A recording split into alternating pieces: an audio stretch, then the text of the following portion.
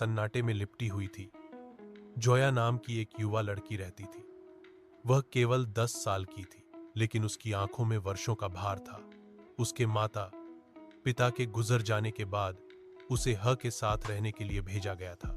Air फोफो उसके पिता के बड़े भाई, लेकिन प्यार के बजाय उसने ठंडक पाई। फोफो कभी उस पर मुस्कुराया नहीं। उसने उसे पूरे दिन खाना बनाने, सफाई करने और पानी लाने के लिए मजबूर किया।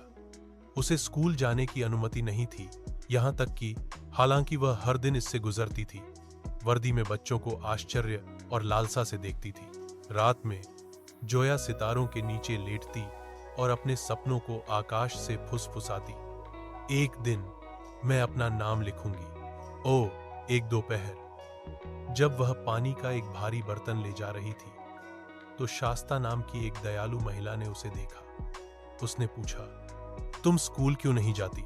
जोया ने नीचे देखा और जवाब दिया, क्योंकि मुझे अनुमति नहीं है। सपने देखने की आदत हो गई। मिस शाहिस्ता एक पल के लिए चुप रहीं, फिर धीरे से मुस्कुराई।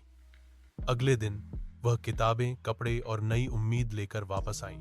जोया को आखिरकार स्कूल में दाखिला मिल गया। साल गुजर गए और सस धूल भरे पैरों वाली एक लड़की अपनी कक्षा में शीर्ष छात्र बन गई।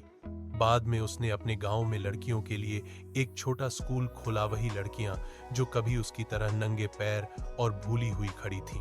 और उसकी फोफो, वह भीड़ में बैठा था जब जोया को एक जिला पुरस्कार मिला। इस बार वह चुप था।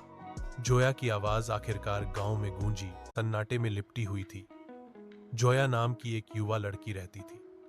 वह केवल 10 साल की थी, लेकिन उसकी आंखों में वर्षों का भार था। उसके माता पिता के गुजर जाने के बाद उसे ह के साथ रहने के लिए भेजा गया था। एयर फोफो उसके पिता के बड़े भाई, लेकिन प्यार के बजाय उसने ठंडक पाई। फोफो कभी उस पर मुस्कुराया नहीं। उसने उसे पूरे दिन खाना बनाने, सफाई करने और पानी लाने के लिए मजबूर किया। उसे स्कूल जाने की अनुमति नहीं थी, यहाँ तक कि हालांकि वह हर दिन इससे गुजरती थी। वर्दी में बच्चों को आश्चर्य और लालसा से देखती थी। रात में जोया सितारों के नीचे लेटती और अपने सपनों को आकाश से फुसफुसाती। एक दिन मैं अपना नाम लिखूंगी। ओह, एक दोपहर जब वह पानी का एक भारी बर्तन ले जा रही थी, तो शास्ता नाम की एक दयालु महिला ने उसे देखा। उसने पूछा, तुम स्कूल क्यों नहीं जाती?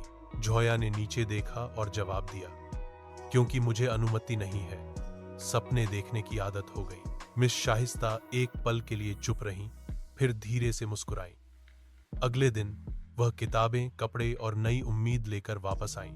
जोया को आखिरकार स्कूल में दाखिला मिल गया।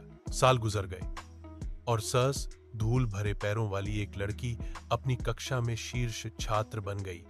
बाद में उसने अपने गांव में लड़कियों के लिए एक छोटा स्कूल खोला। वही लड़कियां जो कभी उसकी तरह नंगे पैर और भूली हुई खड़ी थीं।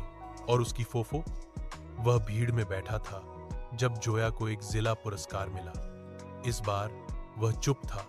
जोया की आवाज आखिरकार गांव में गूंजी।